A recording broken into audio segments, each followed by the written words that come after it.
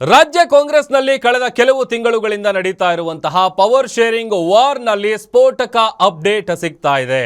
ತನ್ನ ಪವರ್ ಏನು ಅನ್ನೋದನ್ನ ತೋರಿಸಿದ್ದಾರೆ ಡಿಸಿಎಂ ಡಿಕೆ ಶಿವಕುಮಾರ್.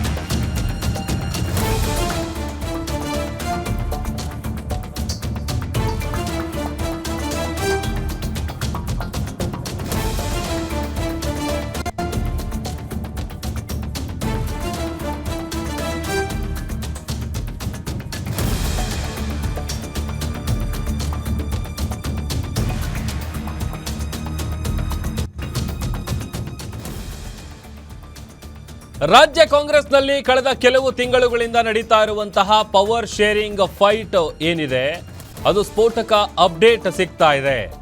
ಕಾರಣ ತಮ್ಮ ಪವರ್ ಏನು ಅನ್ನೋದನ್ನ ತೋರಿಸಿದ್ದಾರೆ ಡಿಸಿಎಂ ಡಿಕೆ ಶಿವಕುಮಾರ್ ಅವರು.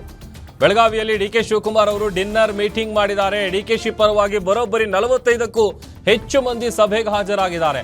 ಅದು ಕೂಡ ಸ್ವಯಂ ಪ್ರೇರಿತರಾಗಿ ಡಿಕೆಶಿ ಡಿನ್ನರ್ ಮೀಟಿಂಗ್ಗೆ ಬಂದಿದ್ದಾರೆ. ಸಚಿವರು ಶಾಸಕರು ಡಿನ್ನರ್ ಮೀಟಿಂಗ್ ಮೂಲಕ ಡಿಸಿಎಂ ಡಿಕೆ ಶಿವಕುಮಾರ್ ಒಗ್ಗಟ್ಟು ಪ್ರದರ್ಶನ ಮಾಡಿದ್ದಾರೆ. 5-6 ಸಚಿವರು ಸೇರಿದಂತೆ ಹಲವು ಶಾಸಕರು ಈ ಸಭೆಯಲ್ಲಿ ಭಾಗಿಯಾಗಿದ್ದಾರೆ. ಬೆಳಗಾವಿ ಹೊರವಲಯದಲ್ಲಿರುವಂತಹ ರೆಸಾರ್ಟ್ನಲ್ಲಿ ಈ ಡಿನ್ನರ್ ಮೀಟಿಂಗ್ ನಡೆದಿದೆ. ಒಂದೊಂದು ಕಡೆ ಬೆಳಗಾವಿಯಲ್ಲೂ ಕೂಡ ಈಗ ಸದ್ದು ಮಾಡ್ತಾ ಇದೆ ಡಿನ್ನರ್ ಪಾಲಿಟಿಕ್ಸ್. ಒಗ್ಗಟ್ಟು ಪ್ರದರ್ಶನಕ್ಕೆ ಮುಂದಾದ್ರ ಡಿಸಿಎಂ ಡಿಕೆ ಶಿವಕುಮಾರ್ ಅನ್ನುವಂಥ ಪ್ರಶ್ನೆ ಕೂಡ ಇದೆ. ಕಾರಣ ಯತೀಂದ್ರ ಸಿದ್ದರಾಮಯ್ಯ ಅವರು ಪದೇ ಪದೇ ಹೇಳ್ತಾ ಇರುವಂಥ ವಿಚಾರ. ಯಾಕಂತಂದ್ರೆ ಹೈಕಮಾಂಡ್ ಈಗ ಭಾಳ ಕ್ಲಿಯರ್ ಆಗಿದೆ, ಆಮೇಲೆ ಕ್ಲಿಯರ್ ಕಟ್ ಆಗಿ ಹೇಳಿದೆ. ಆ ಥರದ್ದು ಯಾವುದೇ ಲೀಡರ್ಶಿಪ್ ಚೇಂಜ್ ಮಾಡುವಂಥ ಪ್ರಸಂಗ ರಾಜ್ಯ ಕಾಂಗ್ರೆಸ್ನಲ್ಲಿ ಬರೋದೇ ಇಲ್ಲ. ಯಾಕಂತಂದರೆ ಯತೀಂದ್ರ ಅವರು ಪವರ್ ಶೇರಿಂಗ್ ವಿಚಾರ ಮಾತಾಡ್ತಾ ಇದ್ದಾರೆ ಅಂತ ಅಂದರೆ ಅಲ್ಲಿ ಖಂಡಿತವಾಗ್ಲೂ ತಮ್ಮ ತಂದೆ 5 ವರ್ಷ ಪೂರ್ಣ ಮಾಡ್ತಾರೆ ಅನ್ನುವಂಥ ಭರವಸೆ, ಅದರ ಜೊತೆಗೆ ವಿಶ್ವಾಸ ವ್ಯಕ್ತಪಡಿಸುವಂಥ ಕೆಲಸವನ್ನು ಮಾಡ್ತಾರೆ. ಆ್ಯಂಡ್ ಎಗೇನ್ ಪದೇ ಪದೇ ಅದೇ ಹೇಳಿಕೆಗಳನ್ನು ಯತೀಂದ್ರ ಅವರು ಕೊಡ್ತಾ ಇದ್ದಿದ್ದು. ಅದಾದಮೇಲೆ ಅವ್ರು ಕೊಟ್ಟಂಥ ಉತ್ತರಾಧಿಕಾರಿ ಹೇಳಿಕೆ ಆಗಿರ್ಬೋದು, ತಮ್ಮ ತಂದೆ 5 ವರ್ಷ CM ಆಗಿ ಪೂರ್ಣಾವಧಿ CM ಆಗಿರ್ತಾರೆ, ಅದರಲ್ಲಿ ಯಾವುದೇ ರೀತಿಯಾದಂಥ ಡೌಟ್ ಇಲ್ಲ ಅನ್ನುವಂಥ ವಿಚಾರ ಹೇಳಿದ್ದು. ಇದೆಲ್ಲ ಒಂದು ಕಡೆ ಆದರೆ ಮತ್ತೊಂದು ಕಡೆ ಬೆಳಗಾವಿಯಲ್ಲೂ ಕೂಡ ಡಿನ್ನರ್ ಪಾಲಿಟಿಕ್ಸ್ ಭಾಳ ದೊಡ್ಡ ಮಟ್ಟದಲ್ಲಿ ಸೌಂಡ್ ಮಾಡ್ತಾ ಇದೆ. ಅದು ಯತೀಂದ್ರ ಅವರು ಹೇಳಿಕೆ ಕೊಟ್ಟ ಬೆನ್ನಲ್ಲೇನೆ ಶಕ್ತಿ ಪ್ರದರ್ಶನಕ್ಕೇನಾದರೂ ಡಿಕೆ ಶಿವಕುಮಾರ್ ಅವರು ಸಜ್ಜಾದ್ರ ಅನ್ನುವಂಥ ಪ್ರಶ್ನೆ ಕೂಡ ಹುಟ್ಕೊಳ್ತಾ ಇದೆ. ನಮ್ಮಪ್ಪನೇ 5 ವರ್ಷ CM ಅಂತ ಯತೀಂದ್ರ ಹೇಳಿದ್ದಾರೆ. ಬೆಳಗಾವಿಯ ಹೊರವಲಯದಲ್ಲಿರುವಂತಹ ರೆಸಾರ್ಟ್ನಲ್ಲಿ ಡಿನ್ನರ್ ಮೀಟಿಂಗ್ ನಡೆದಿದೆ. ಬರೋಬ್ಬರಿ 45ಕ್ಕೂ ಹೆಚ್ಚು ಶಾಸಕರು ಭಾಗಿಯಾಗಿದ್ದಾರೆ. ಸಚಿವ ಸುಧಾಕರ್, ಮುನಿಯಪ್ಪ ಸೇರಿದಂತೆ ಇನ್ನು ಬೇರೆ ಬೇರೆ ಲೀಡರ್ಸ್ಗಳೆಲ್ಲರೂ ಕೂಡ. ಅದು ಭಾಳಷ್ಟು ಸಂದರ್ಭದಲ್ಲಿ ನೋಡಿ, ರಾಜಕೀಯದಲ್ಲಿ ಈ ಡಿನ್ನರ್ ಮೀಟಿಂಗೋ ಅಥವಾ ಬ್ರೇಕ್ಫಾಸ್ಟ್ ಮೀಟಿಂಗೋ ಮತ್ತೊಂದು ಮೀಟಿಂಗೋ ಸೇರ್ತಾರೆ ಅಂತ ಅಂದರೆ ಇನ್ವಿಟೇಷನ್ ಹೋಗಬೇಕು, ಅಂದರೆ ಅವ್ರಿಗೆ ಕರಿಬೇಕು. ಆ ಕರೆದಂಥ ಸಂದರ್ಭದಲ್ಲಿ ಹೋಗೋದು ಭಾಳ ಕಡಿಮೆ ಅಂತ, ಅಂದರೆ ಬೇರೆ ಬೇರೆ ಕಾರಣಗಳನ್ನು ಕೊಟ್ಕೊಂಡು ಹೋಗೋದಿಲ್ಲ. ಬಟ್ ಆದರೆ ಇಲ್ಲಿ ಸ್ವಯಂ ಪ್ರೇರಿತರಾಗಿ ಹೋಗಿರೋದು ಗಮನಿಸಬೇಕಾಗಿರುವಂಥ ವಿಚಾರ.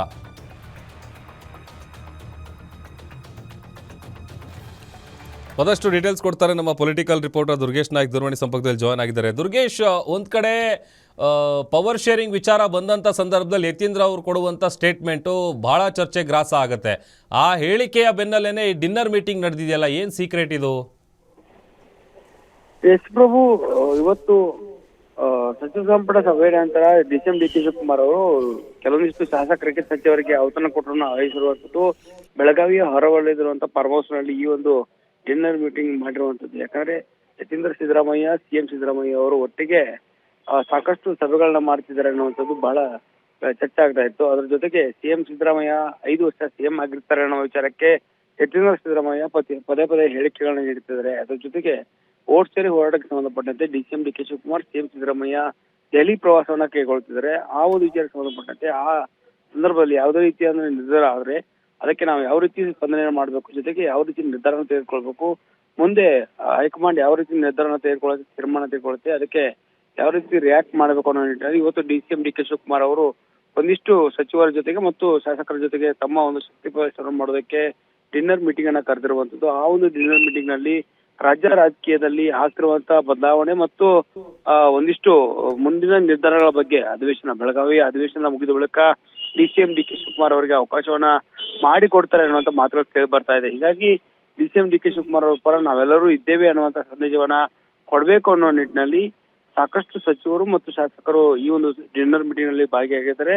ಸ್ವಯಂ ಪ್ರೇರಿತವಾಗಿ ಸಚಿವರು ಮತ್ತು ಶಾಸಕರು ಈ ಒಂದು ಸಭೆಯಲ್ಲಿ ಭಾಗಿಯಾಗಿರೋದ್ರಿಂದ DCM DK ಶಿವಕುಮಾರ್ ಅವರ ಪರವಾಗಿ ನಾವು ಇದ್ದೇವೆ ಅನ್ನೋಂತ ಸಂದೇಶವನ್ನ ಹೈಕಮಾಂಡ್ಗೆ ಸಲ್ಲಿಸೋದ್ರ ಜೊತೆಗೆ ಮುಂದೆ ಆಗುವಂತ ನಿರ್ಧಾರಗಳ ಬಗ್ಗೆ ಯಾವ ರೀತಿ ಚರ್ಚೆ ಮಾಡಬೇಕು, DCM DK ಶಿವಕುಮಾರ್ ಸಿಎಂ ಆಗ್ತಾರಾ, ಜೊತೆಗೆ ಸಿಎಂ ಸಿದ್ದರಾಮಯ್ಯ ಮುಂದುವರಿತಾರ ಅನ್ನೋ ಬಗ್ಗೆ ಚರ್ಚೆಗಳಾಗ್ತಿವೆ. ಪ್ರಮುಖವಾಗಿ DCM DK ಶಿವಕುಮಾರ್ ಸಿಎಂ ಆಗ್ಲೇಬೇಕು ಅನ್ನೋ ನಿಟ್ಟಿನಲ್ಲಿ 15ಕ್ಕೂ ಹೆಚ್ಚು ಸಚಿವರು ದೆಹಲಿ ಪ್ರವಾಸವನ್ನು ಕೈಗೊಂಡಿದ್ರು. ಅವರೆಲ್ಲರೂ ಕೂಡ ಇವತ್ತು ಡಿನ್ನರ್ ಮೀಟಿಂಗ್ ನಲ್ಲಿ ಭಾಗಿಯಾಗಿದ್ದಾರೆ. ಕುಣಿಗಲ್ ರಂಗನಾಥ್, ಮಾಗಡಿ ಬಾಲಕೃಷ್ಣ, ಜೊತೆಗೆ ನಯನಾ ಮೋಟಮ್ಮ, ರಾಜೀವ್ ಗೌಡ, ರವಿಗೌಡ ಎಲ್ಲರೂ ಕೂಡ ಈ ಒಂದು ಡಿನ್ನರ್ ಮೀಟಿಂಗ್ ನಲ್ಲಿ ಭಾಗಿಯಾಗಿದ್ದಾರೆ.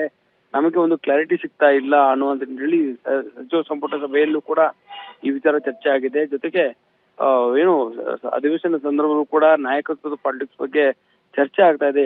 ಸಿದ್ದರಾಮಯ್ಯ ಒಬ್ಬರೇ ಹೇಳಿಕೆಗಳನ್ನ ಕೊಡ್ತಿದ್ದಾರೆ.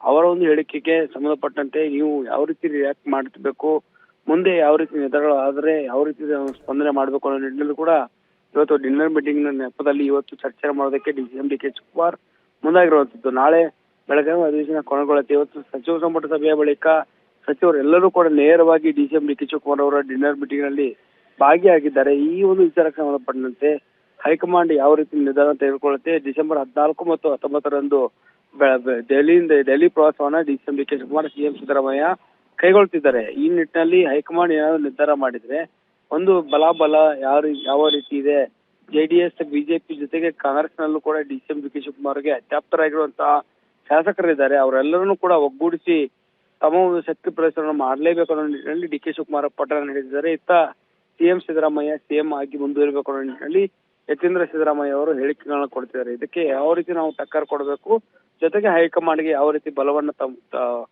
ಒತ್ತಡವನ್ನ ಹೇರಬೇಕು ಅನ್ನೋ ನಿಟ್ಟಿನಲ್ಲಿ ಬಲವನ್ನ ಹೆಚ್ಚಿಕೊಳ್ಳೋ ನಿಟ್ಟಿನಲ್ಲಿ DK ಶಿವಕುಮಾರ್ ಅವರು ಅವತರ ಕೊಡೋಣ ಈ ಆರ್ಪಾಡು ಮಾಡಿರುವಂತದ್ದು ಪ್ರಭು.